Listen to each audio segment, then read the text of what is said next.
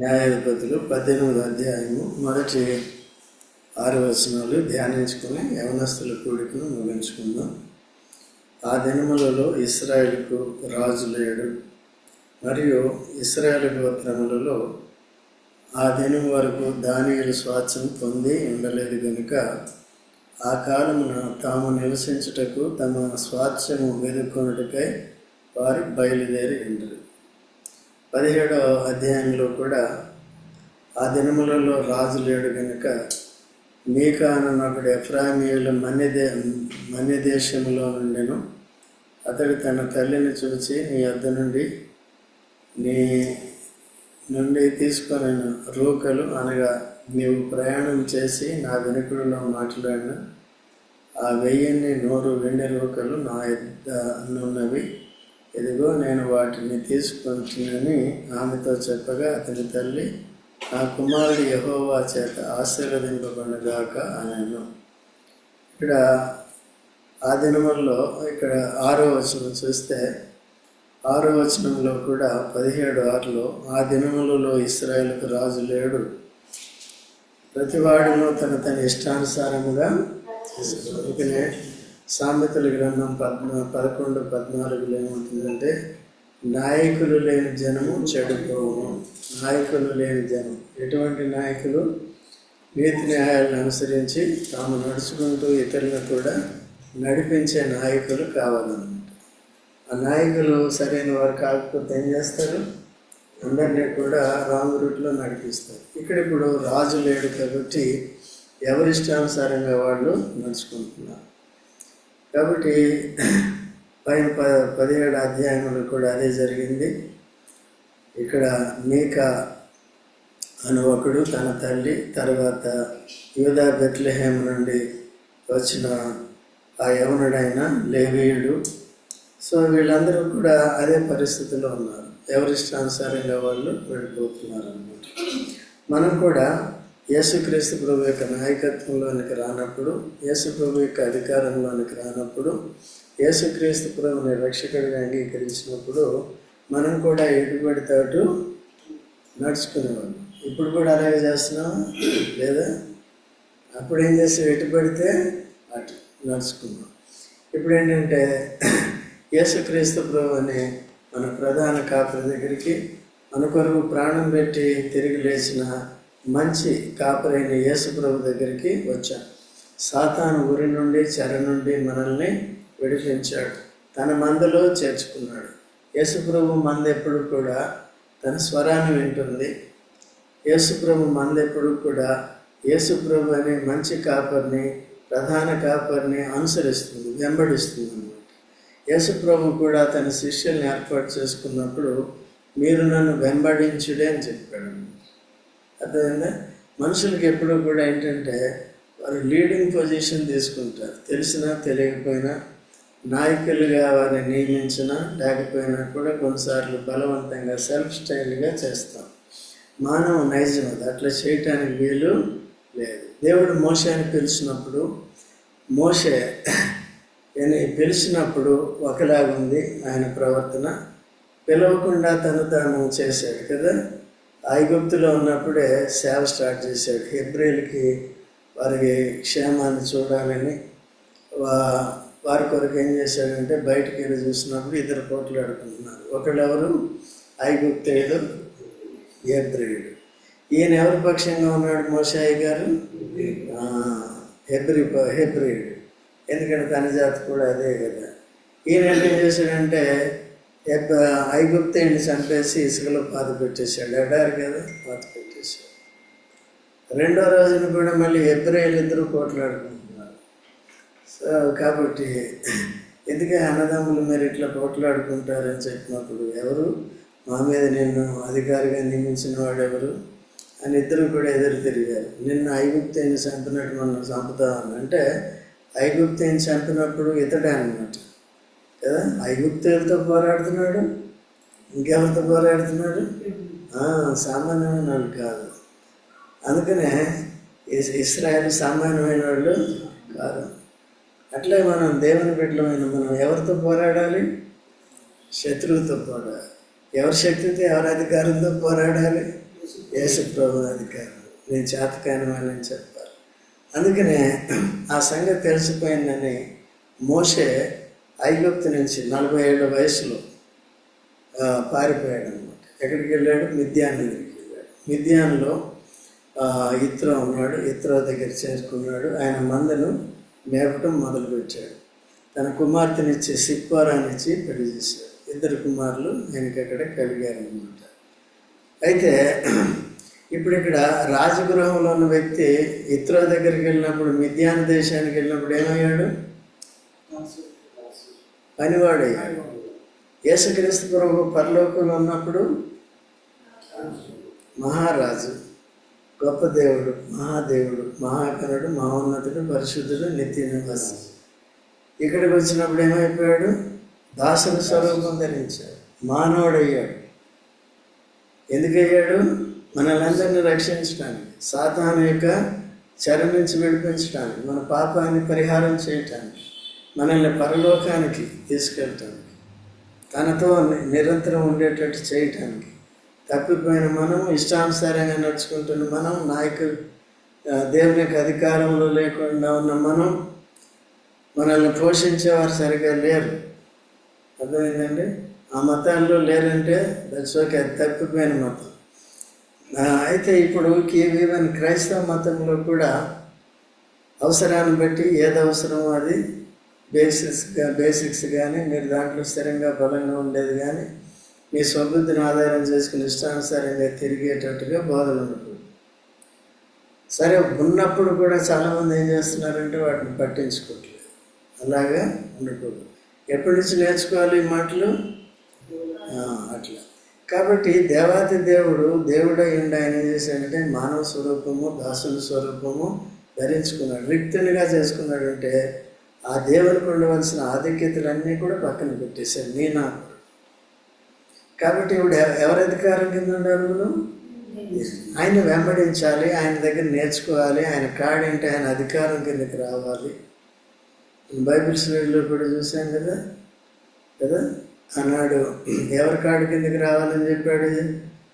5 రాజుల్ని Nebuchadnezzar వాళ్ళు చేసిన తప్పులను బట్టి, వాళ్ళకున్న గర్వాన్ని బట్టి, అన్ని రాజులే వాళ్ళు ఇశ్రాయేలుకి విరోధంగా చేసిన దాన్ని బట్టి ఎవరైతే రారో వాళ్ళు నాశనం అయిపోతారు, నాశనం చేసేస్తారు. ఎవరు వస్తారో వాళ్ళు మీ పొలాలు మీరు సేద్యం చేసుకుని తిని బతకండి అని చెప్తారు. ఓకేనా? అట్లా యేసుక్రీస్తు ప్రభు యొక్క కాడి కిందకి రావాలి. నా కాడి ఎటువంటిది? సులువైంది. వచ్చి నా దగ్గర ఏం చేసుకోవాలి? నేర్చుకున్నది. ఏం నేర్చుకోవాలి?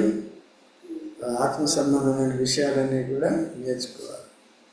కాబట్టి ఇక్కడ ఇశ్రాయేలుకి రాజు లేడు కనుక వారు ఎవరి ఇష్టానుసారంగా వాళ్ళు, దీన్ని బట్టి మనమే పాఠం నేర్చుకోవాలి. ఇష్టానుసారంగా తిరగటానికి లేదు. మీటింగ్ ఉన్నప్పుడు రావాలి. ఎవరి కాలమున కాడి మాట దానికి. మనమైతే మనకి దొనపోతులు ఉంటే దాని మీద కాడి పెట్టేస్తాం, కానీ మనం పెట్టుకోం దేవుని కాడు. అర్థమైందా? ఎవరు పెట్టుకోవాలి? కాడి అంటే ఆయన సబ్జెక్షన్లోకి రావాలి, ఆయన దేవుని యొక్క అధికారంలోనికి రావాలి, ఆయన ఆజ్ఞల్ని ఎరిగి వాటిని పాటించాలి.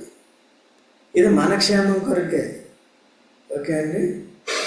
నరకం మంచిదా? పరలోకం మంచిదా?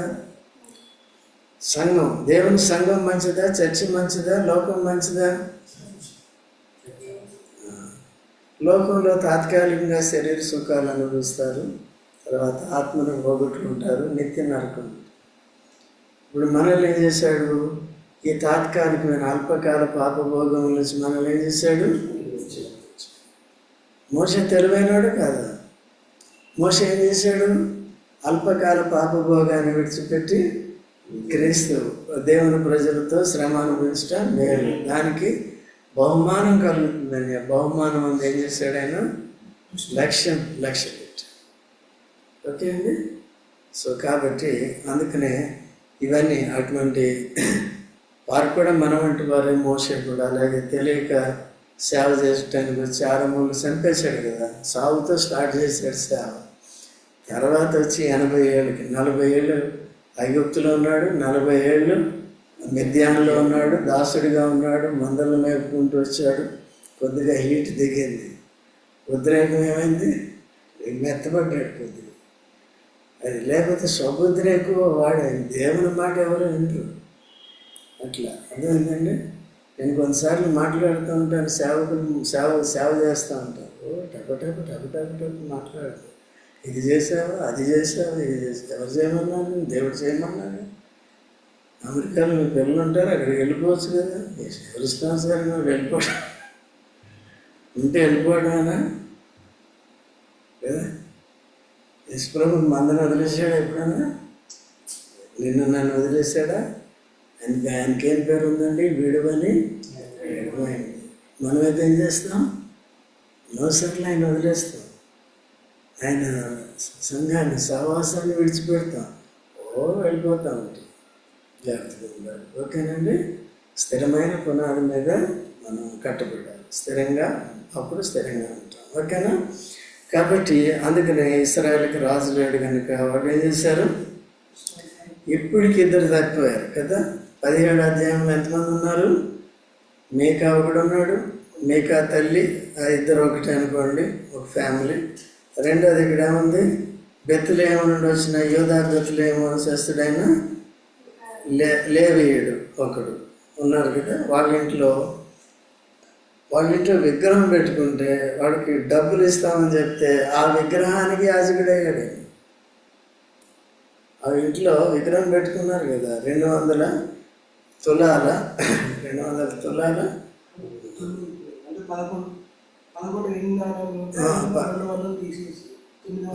కదా,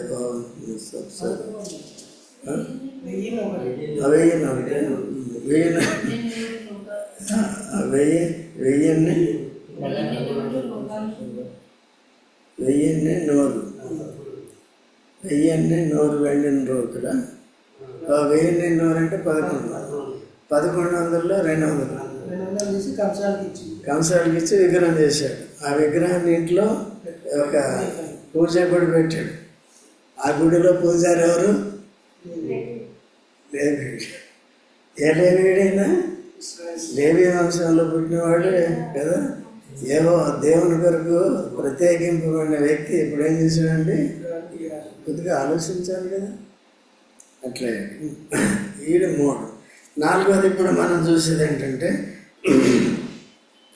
రాజు లేడు మరియు ఇశ్రాయేళ్ల గోత్రములలో ఆ దినం వరకు దానియేలు స్వాస్థ్యము పొంది ఉండలేదు కనుక ఆ కాలమున తాము నివసించుటకు తమకు స్వాస్థ్యము వెదుకొనుటకే వారు బయలుదేరిండ్రు. గాదీయులు ఏం చేశారంట, ఇశ్రాయేలు గోత్రములలో ఆ దినం వరకు గాదీయులు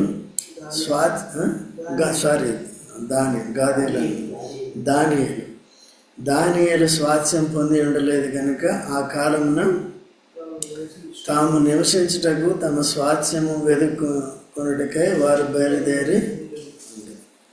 కాబట్టి వారికి స్వాస్థ్యం లేదు. యేసుక్రీస్తు ప్రభులో మనకి స్వాస్థ్యం ఉందా లేదా?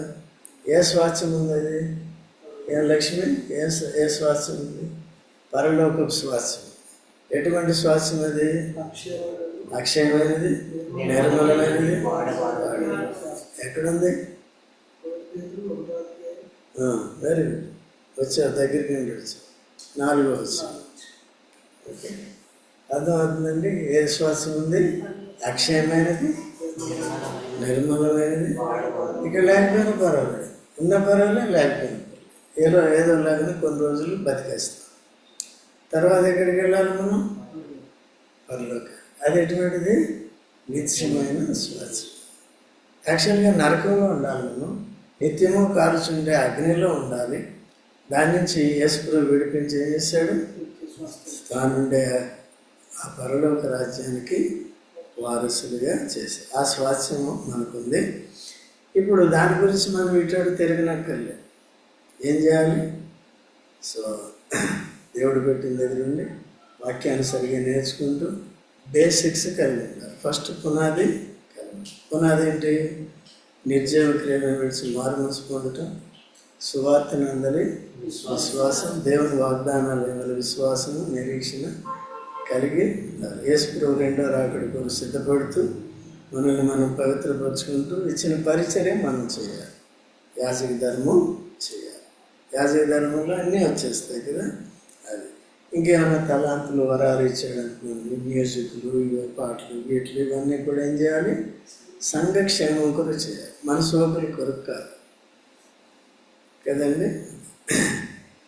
కాబట్టి ఆ విధంగా ఈ దానియేలు, నాకు గాదీయులు అని వస్తుంది, దానియేలు స్వాస్థ్యం కొరకు ఏం చేశారు? వాళ్ళు వెతుకుతూ బయలుదేరి ఉండి ఆ దేశ సంచారం చేసి దానిని పరిశోధించుటకై దానియేలు తమ వంశస్థులందరిలో నుండి పరాక్రమవంతులైన 5 మనుషులను జొరియా నుండి ఎస్తాయోల నుండి పంపి, మీరు వెళ్ళి దేశమును పరిశోధించడని వారితో చెప్పారు. ఎంతమందిని పంపించారు? వారు ఎఫ్రాయిమీయుల మన్యముననున్న మీకా ఇంటికి వచ్చి అక్కడ దిగిరి. ఎవరు సరైన అడ్రస్కి వచ్చారు. సరైన అడ్రస్కి ఆ లేవీయుడు సరైన అడ్రస్కి వచ్చాడు. వారి తర్వాత ఎవరు వస్తున్నారండి? అది సెంటర్ అయిపోయింది. సాతానుడు ఎప్పుడు కూడా ఈజీగా నడిపిస్తాడు. ఎప్పుడు తప్పుడు మార్గంలోనికి, ఎప్పుడు రాజు లేడు కనుక, దేవుని అధికారంలో లేము కనుక, మన స్వబుద్ధిని ఆధారం చేసుకుంటున్నాం కనుక ఎప్పుడు ఏం చేస్తామండి? తప్పిపోతాం. ఎప్పుడు కూడా తప్పు చేయిస్తాడు వాడు, కూడా ఆలోచనలు పుట్టిస్తాడు. కాబట్టి మొదట వచ్చాయని శరీర సంబంధమైన ఆలోచనలు, అందుకనే జాగ్రత్తగా ఆలోచించాలి. సో నాయకత్వం అనేది ఉండాలి, ఆలోచనకర్తలు అనేవారు ఉండాలి. ఏదన్నా మీరు నిర్ణయం చేసేటప్పుడు చెప్పాలా వద్దా? అదే ఇప్పుడు మీరు కాలేజీలో సీటు తీసుకున్నారా లేదా? తీసుకుంటే మేలు అవుతుందా లేదా? వినకపోతే ఏమవుతుంది? మీ అన్న వినడు, ఎంత కన్విన్స్ చేసినా వినడు. ఏమవుతుంది? వేస్ట్ అయిపోతుంది. ప్రతిఫలం ఇంతవరకు కనపట్టలేదు కదా. డబ్బులు ఖర్చు, ఇవన్నీ ఖర్చు. అట్లా చేయొద్దని చెప్తాను. బ్యాడ్ చేసాడంగా దేవుడు ప్రతిదాన్ని మార్చగలడు, రియలైజేషన్లోకి రావాలి.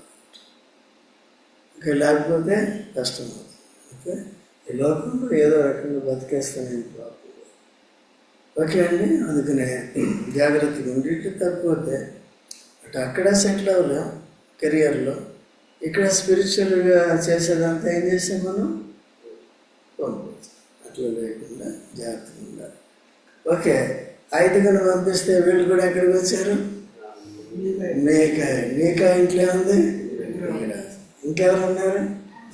మంచోళ్ళంతా పాడు చేసేసే ఇల్లు అది.